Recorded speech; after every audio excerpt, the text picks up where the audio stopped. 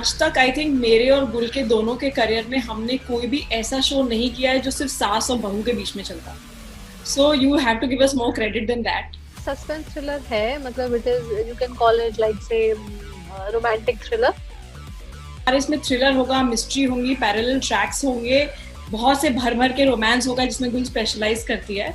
तो I don't think वो किसी भी पॉइंट पे वो एकदम टिपिकल सास बहू बनेगा, क्योंकि वो हम दोनों को आता ही नहीं है बनाना। हमारा पिछला एक्सपीरियंस मोनालिसा के साथ जब वो डायन बनी थी तो बहुत अच्छा रहा था, तो हम लोग हमेशा यही चाहते थे कि हम किसी और शो में उसको रिपीट करें।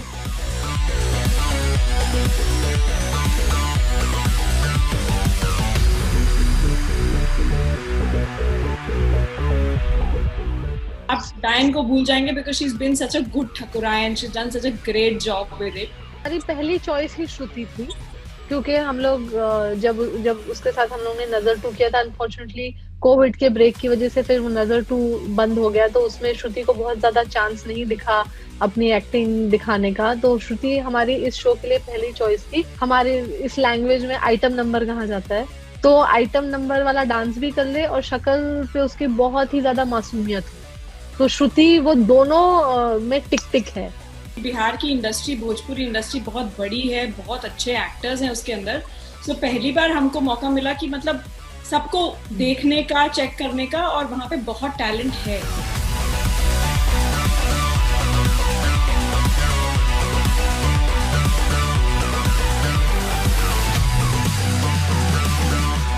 तो हमेशा कुछ नया, कुछ डिफरेंट लेकर आते हैं इंडियन टेलीविजन पर ऑडियंसेस के लिए, और इस बार भी एक ऐसा शो लेकर आए हैं जो बहुत बहुत ही ज्यादा इंटरेस्टिंग है। Thank you so much Gul, thank you so much for Deepti for joining us, for talking to us. सबसे उसको कैसा रिस्पांस मिल रहा है?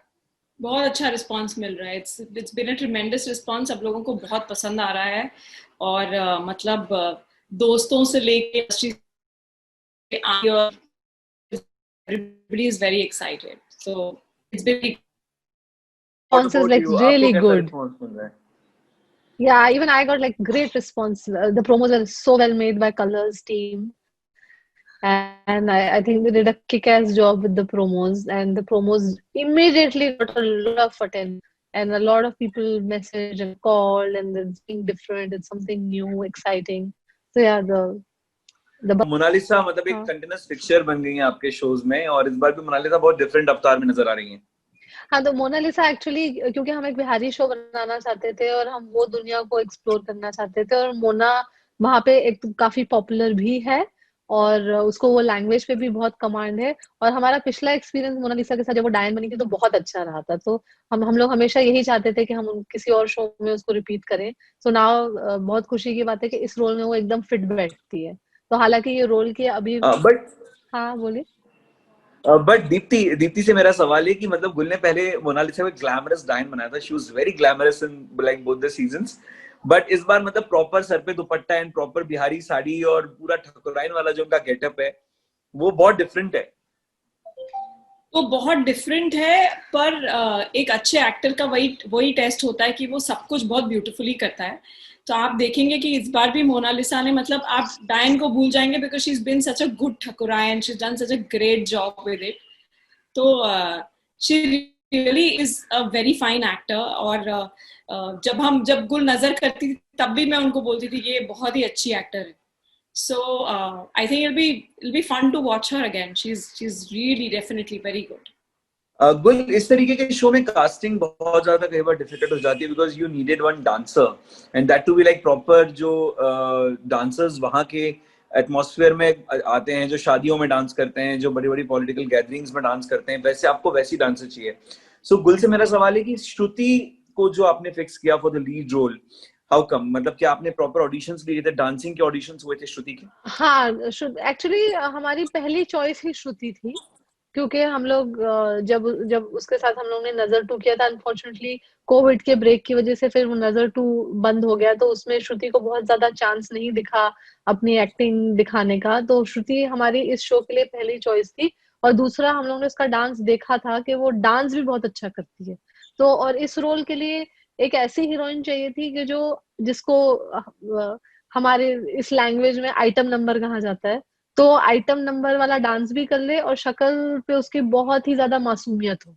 तो श्रुति वो दोनों में टिक टिक है, कि वो डांस भी अच्छा करती है और उसकी शक्ल बहुत मासूम लगती है, तो वो लिटरली ट्रांसफॉर्म हो जाती है।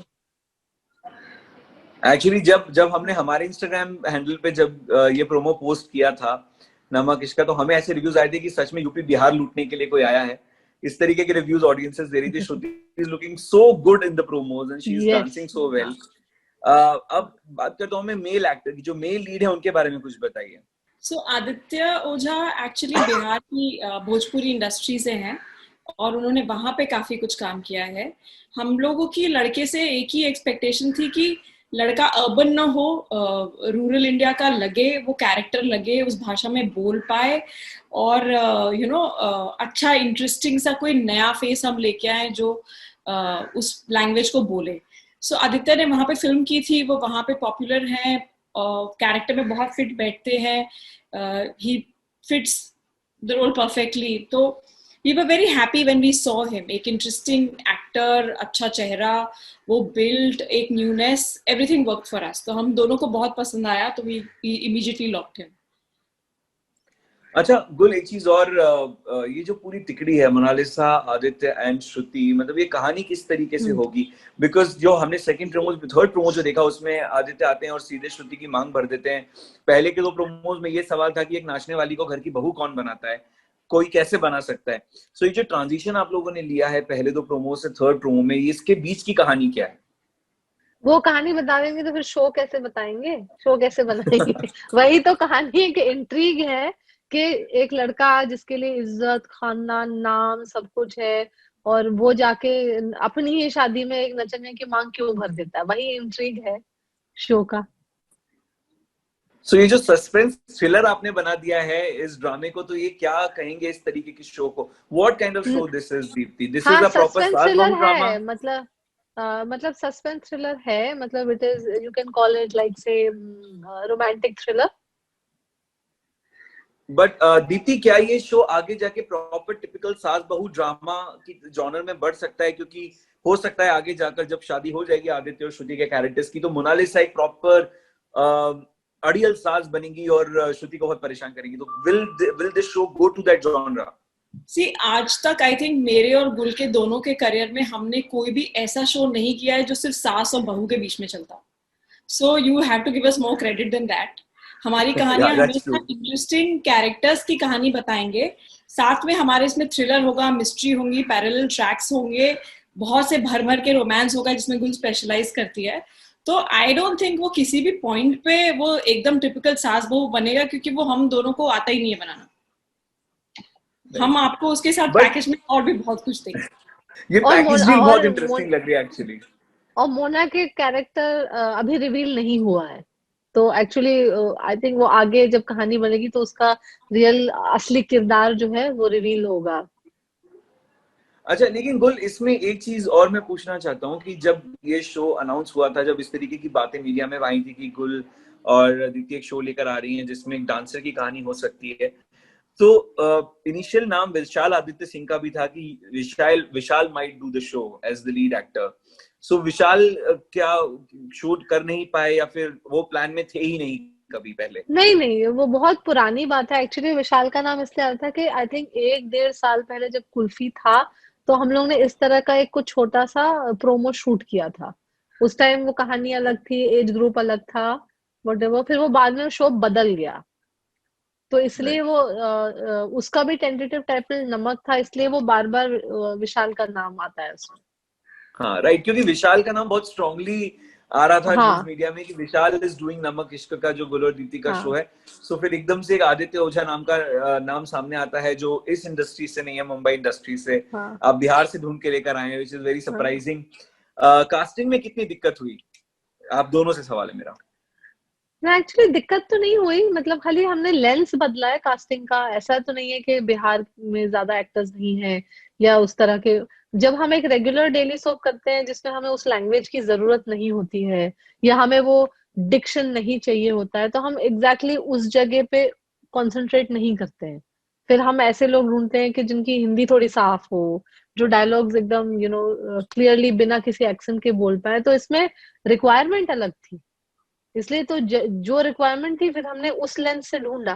तो बहुत एक्टर्स हैं, मतलब they very very nice actors who are in that, उस बेंच में बहुत अच्छे एक्टर्स हैं जो रेगुलरली जब एक जीएससी शो होता है तो स्पेसिफिकली उनको एक्सप्लोर नहीं किया जाता है। तो इस शो में हमें मौका मिल गया कि हम वहीं के एक्टर्स को एक्सप्लोर करें। बिहार की इंडस्ट्री, भोजपुरी इंडस्ट्री बहुत बड़ी है, बहुत अच्छे एक्टर्स हैं उसके अंदर।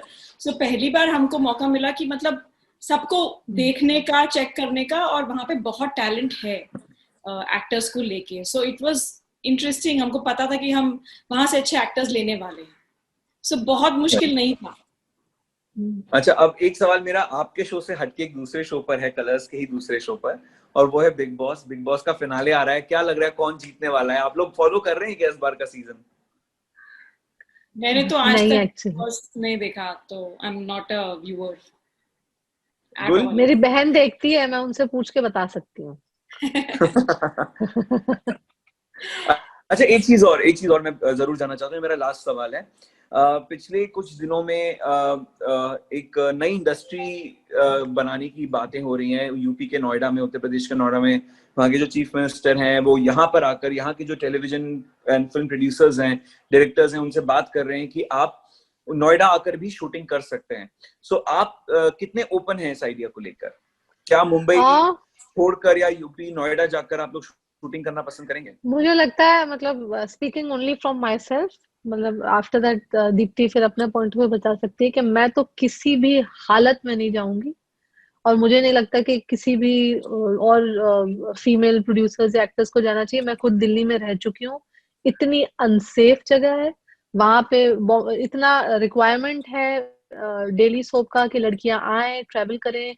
सारी प्रोड्यूसर्स विमेन है, विमेन अकेले जाएं, रात को 2 बजे की शिफ्ट होती है, कभी 4 बजे घर आते हैं। दिल्ली में तो पॉसिबल ही नहीं है। वहां आप फैमिली के साथ ही बाहर जाओ तो आपको सेफ नहीं लगता है। तो शूटिंग तो बहुत दूर की बात है, शूटिंग तो देर देर रात तक, मतलब वहां तो हम सिक्योरिटी ही लेते रहेंगे दिन भर। मेरे को तो नींद नहीं आएगी जब तक कि सारी लड़कियां घर ना पहुंच जाए। मुझे लगता है मुश्किल है बॉम्बे की जैसी इंडस्ट्री कहीं और बनाना, क्योंकि हम लोग को सब चीज बहुत कन्वीनियंटली किसी भी टाइम पे मिल जाती है। जब आप डेली सोप शूट करते हो तो आपकी रिक्वायरमेंट, चाहे एक्टर्स हो चाहे कोई भी चीज हो, वो बहुत आसानी से सिर्फ बॉम्बे में हो पाता है। आप किसी भी आउटडोर पे जब हम लोग शूट करने जाते हैं, बॉम्बे के बाहर शूट करते हैं, it gets very difficult. So I also agree with Gul there कि बहुत कंड्यूसिव प्लान तो I don't think it is, you know. हाँ, मतलब कि चलो आप इक्विपमेंट दिला दोगे, आप एडिट में स्टूडियोज दिला दोगे, इंफ्रास्ट्रक्चर बन जाएगा, लेकिन आप एटमॉस्फेयर का क्या करोगे? मतलब बॉम्बे का मतलब तो I would salute Bombay and the law and order in Bombay, the way the women can move around here, it is impossible. मतलब एटलीस्ट मैंने तो किसी और शहर में हिंदुस्तान में नहीं देखा कि इतनी फ्रीली बिना टेंशन के आप किसी भी वक्त अकेले जा आ सकते हैं काम करने के लिए। चलिए, thank you so much for talking to us, and I am sure आपके प्रीवियस शोज की तरह ये जो नया शो है नमक इश्क का, ये बहुत ज्यादा नमक का तड़का लगाएगा घर घर में, हर घर में जो खाना बन रहा है वहां पर। Thank you so much and all the very best to both of you. Thank you so much, Paras, for your time. Thank you.